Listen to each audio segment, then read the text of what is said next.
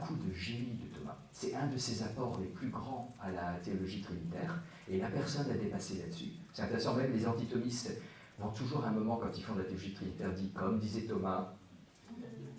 Ce que fait Thomas, coup de génie, vous savez, donc procession et relation, ça marche très bien. Personne, ça pose un problème.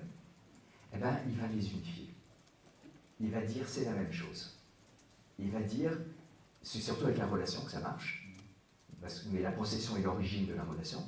Il va dire la personne en Dieu est relation. La personne est relation.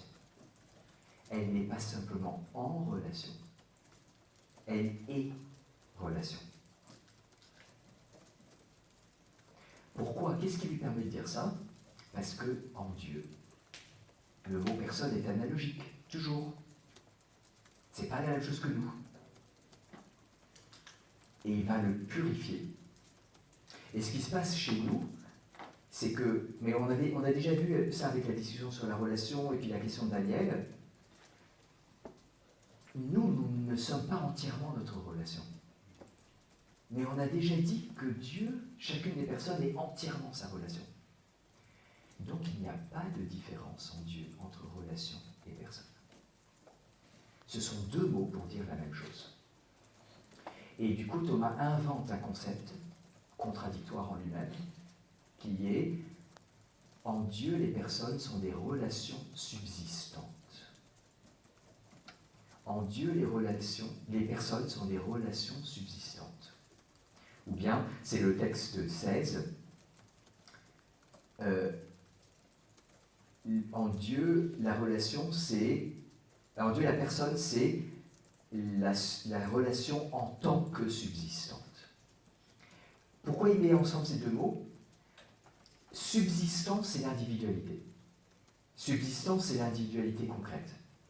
Pour les philosophes, c'est l'ousia au sens premier chez Aristote. Vous vous rappelez, il y a deux sens d'ousia. Au sens premier qui est l'individualité, la réalité concrète, individuelle, et puis le sens second qui est général, l'essence. Mais du coup, substance, c'est l'individualité concrète. Et la relation, c'est la relation. Mais en Dieu se rejoignent ces deux mots.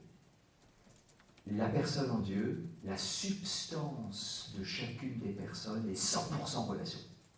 Et la relation est 100% substantielle. Alors, la difficulté, c'est que chez nous, ce n'est pas le cas.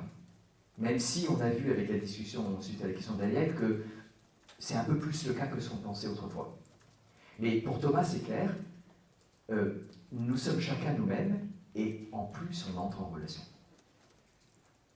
Dieu, il n'entre pas en relation, il est relation. La personne divine est relation, elle n'entre pas en relation. Alors, je vais faire un petit passage assez technique, et puis après, je vais arriver à une conséquence plus concrète. Quels sont les deux arguments principaux de Thomas pour dire ça?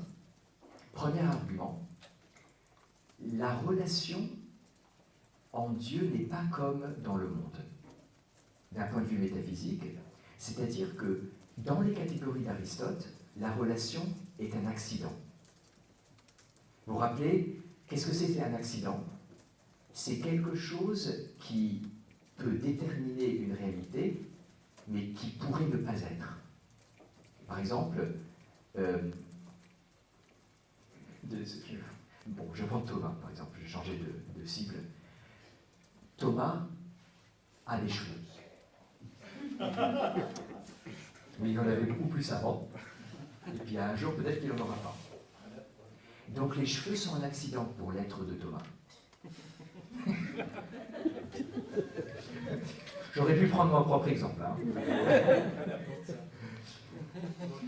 Non. Je n'ai pas regardé à ma gauche. Hein. Il y a des gens pour qui la barbe est inversement proportionnelle aux cheveux. C'est bien. Mais la barbe aussi est un accident. Bon, Par contre, le problème, c'est que l'accident, c'est moins parfait que ce qui est essentiel. Du coup, en Dieu, il n'y a pas d'accident. Alors ça, c'est pas Thomas qui l'invente, c'est déjà chez Augustin. Du coup, les relations en Dieu ne sont pas accidentelles. Et donc, elles sont substantielles. Elles sont une substance aussi.